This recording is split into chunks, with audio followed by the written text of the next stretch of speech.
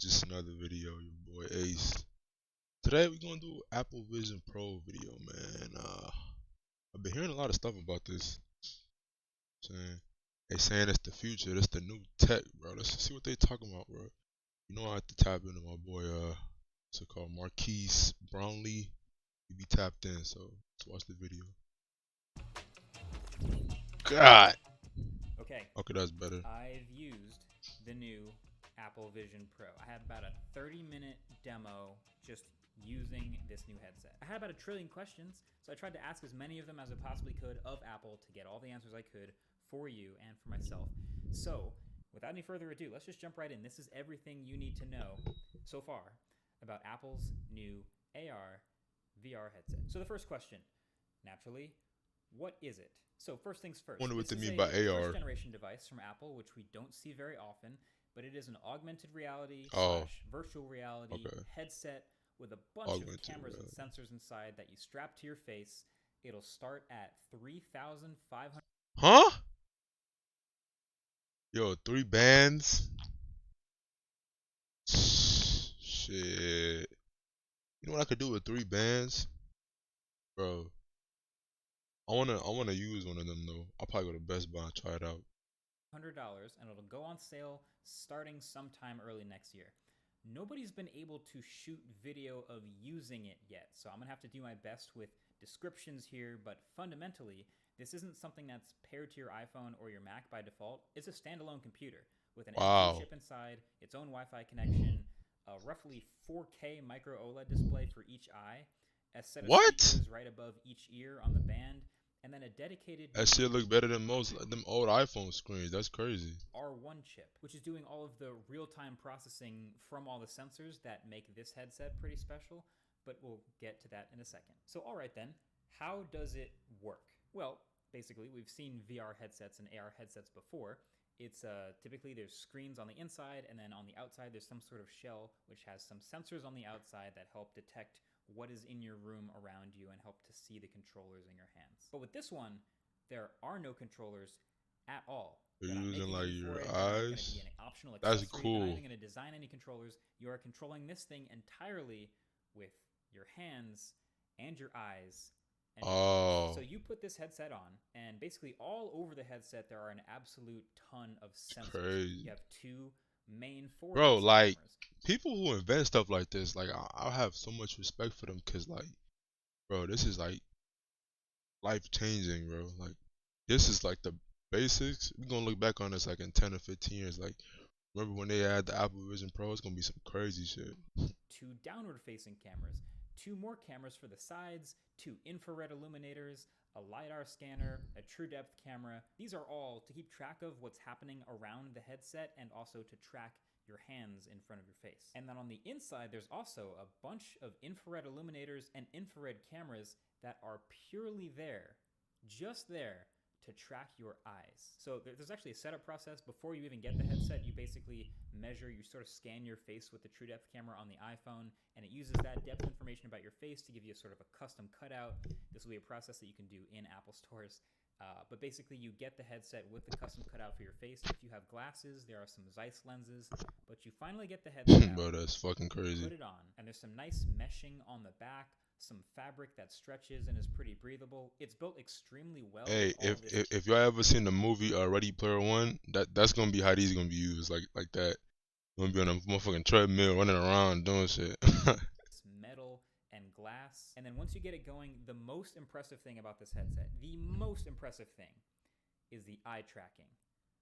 I'm not even kidding. This eye tracking is sick. So basically, the eye tracking in this headset, as it looks at your eyes and keeps track of where your eyes move around, is the closest thing that I've experienced to like magic. Like I normally don't call tech things magic sort of magical or surreal like this, but this was, even for a pre-release product, kind of unbelievable how well it does. Anytime you move your eyes around the UI, it would immediately highlight and select exactly what you're looking at, no matter how small the target was or what you're looking at.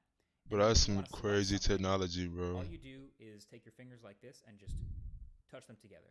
That's how you click. So you look at something, click. Look at something, click. So there's a calibration process when you first set up the headset. You put y'all see this? where you basically just look around with your eyes. I ain't gonna lie, I dropped 3 so it bands on focuses this. your I ain't eyes. gonna lie. And then yeah, from that point on, Would y'all buy you're this? sailing I through would. everything by just looking at things, and it feels like telepathic. You just look at something and select it, and that's it. So this is how the whole UI works. Pretty much every other headset Nigga like my has pops. the ability. So this is how the whole UI works. Pretty much every other headset has the ability to use your hands to select things, but most of them rely on the sensors on the outside to keep track of a set of controllers for maximum accuracy. But this massive array of sensors on the outside of Apple's headset have done an impressively good job of picking up what my hand is doing, kind of no matter where it is. So like I said, there's sensors all the way around the thing. They're facing forward, but they're facing sideways and facing down. So I can just kind of rest my hand like wherever and look at stuff. And That's click. raw I as don't have to hell, move my bro. head. I can I just need one of them. click I my don't need it, but kinda I did just it want to by use accident it. a few times. Like I'd just sort of be sitting there, and my fingertips would actually touch, and I'd select whatever I was looking at. But pretty quickly, you get used to just doing this. Now there are also some text boxes. Occasionally, you want to type something, and so you can look at the text box, select it, and then a keyboard will pop up, and you can look at the letters. But also, you can just look at a search box field and just start talking, and it'll start filling in whatever you're saying because there's microphones on the headset. And there's also something they're calling Optic ID, which is basically kind of just the fingerprint ID of the headset because it's looking at your eyes, and everyone's eyes is a different, unique biometric pattern. And so you log in just by putting the headset on, and it looks at your eyes. So Optic ID, this thing knows your eyes really well. So then you've probably seen all these weird-looking frames where you can see people's eyes through it. Like She like shorty off Blackish. that I've never seen in any other headset. So Yo, the eyes look what big is as happening hell. here? Well, spoiler alert, it's not actually transparent. Is it translucent? It looks like it's a glass transparent thing, but it's not. It appears to be because Oh. there's actually an OLED screen. I don't know what the facing fuck I'm talking out. about. This is what I would call a two-way pass-through. That's what I'm calling it. See, a normal VR headset we've seen is, of course, completely opaque. Usually it's like black plastic or something like that. So in order to see through to your actual environment without taking the headset off, like for picking up your controllers or walking around a room without hitting a wall, they have a pass-through mode. So it'll turn on a camera on the outside so you can see what's going on around you. And some pass-through modes are better than others. Some will do it from a single black and white camera. Some will do stereo pass-through from 2 cameras. Some will do color pass-through. The pass-through on Apple's headset is, again, the best I've ever seen. Yeah, bro, you can see everything. Color, yeah. It's sharp. It's real time. That's crazy. It's really good. So then the eyes you see from the outside are actually an OLED display showing what your eyes look like to the cameras inside the headset. So it shows your eyes like this whenever you're using any sort of pass-through mode, and if you can see your environment, it'll show your eyes. So you're not actually like looking at someone's eyes, but it kind of feels like you are. That's raw as hell. Kind of creepy, a little bit. I don't know. It's the simplest way of explaining it. If they're doing something fully, you could watch a movie on that, bro. What? So I could put that on, right? And my TV don't need to be on. I could just sit in my living room and then just watch a movie, bro. That's fire. Creepy, a little bit. I don't know. It's the simplest way of explaining it. If they're doing something fully immersive in VR, like watching a movie or playing a game, then it won't show their eyes. We're in the future, lads. We're in the future. Instead. It's a really interesting look. It's a bold look. I just have this like thought of like you're on a airplane and the flight attendant walks up and taps you. Hey, do you want any water? And you just look up and your eyes shine through the headset. It's just a weird thing. Should be creeped I don't out. think it's smart, but I don't think other headsets are going to do it because most of them don't have it in the budget to have a screen facing the outside. But then let's get to the burning question you've probably already been thinking. What does it actually do? So, okay, I'm separating this into 3 bulk categories that I made up and I'm kind of proud of here, which are computing, content, and connections. Now, actually, I should preface this all by saying this is a first-gen product, so right now the only apps that show up on the home screen are Apple's apps. Just like when the first This probably not gonna drop for like another couple years, maybe next year. But the reason this is coming out, or at least getting announced so early, but it's not coming out till next year, is to give this window for developers to start developing their own apps and making cool things for this headset to do that are. Oh, that's smart. So it can be functional with it. Yeah.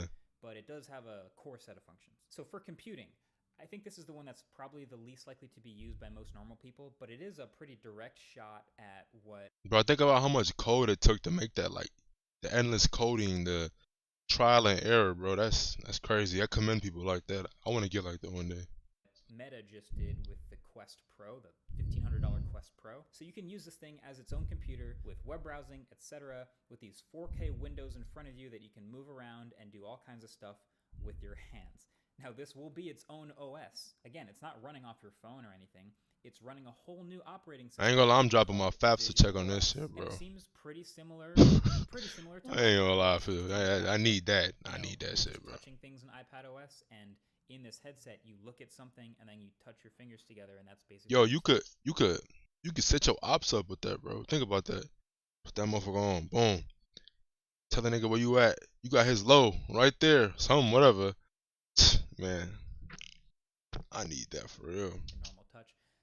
But I was really impressed with the responsiveness. Again, this was better than any headset I've seen with just your hands. If I wanted to scroll through something like a Safari window, I literally, in air, would touch my fingers together and drag the window, and it would scroll nearly in real time. I would like throw it around, like toss it, catch it, toss it the other way, and start So scrolling. not delayed. Yeah, that's good. Resizing windows, dragging the corners of things. And I was super impressed with that too. Now, if you're like me, you might have also had some questions about the sharpness. Like, do I really want to wear something like this for a long time to work like it's on a computer? And I think that was also pretty smartly addressed. They use a selective rendering based on the super good eye tracking. So the computing power is basically focusing on sharply rendering the part of the screen that you're actually looking at while saving. But it's power on 4 the different screens. cool, Like, and bruh, it works so you can listen to quickly that music I did not too. notice it while using it. And then the part you're looking at is actually very sharp. Like I said before, they're super high resolution screens. They're 4K. Bro, think about it. Like, you know, in the future, like when it come to like computer jobs, they ain't finna have nobody on computer no more. They're gonna have them using them shits, bro. Like, you gonna see it. It's gonna have that shit on typing, like they in a. Oh, I don't know, bro. That shit crazy though. It's fascinating but scary. And you know, eye fatigue will eventually become a thing with any headset you strap to your face, but this would be on the lower level of eye fatigue compared to what I've experienced with some others. And then for even more heavy work, this is kind of nuts, but they showed it in the keynote. Apparently, if you have a Mac and you want to do Mac OS stuff, you can just, with the headset on, just look at your Mac, and it will pick up what you're doing, and it'll mirror the Mac's display as one of the 4K windows for you in the headset. And then you can even connect a Bluetooth keyboard and a Bluetooth trackpad and start working around. Editing and shit. Oh my god. Bigger screen. Yeah. That's probably cooler. Yeah. That's probably cooler. I ain't gonna lie. Computing. I definitely gotta try it. But then of course there's the connection stuff. You got messaging. You can type out messages. Wonder if I'll lag on there. As if you were on a Mac. But there's also impressively FaceTime. Now I don't even know that FaceTime necessarily better than a normal FaceTime right. phone or like I wouldn't. on a laptop. Now that's way cooler. I guess you don't have to be holding anything, but you can have people's. That's way. Y'all see that? That's way cooler, bro. That's way better. I just FaceTime my boy or something. FaceTime my homie, bro. Oh, you in there? What up, gang? You know what I'm saying? What up? What you on? Slide type shit. You feel me? That's way better. It's way better than. Yo, what's the word?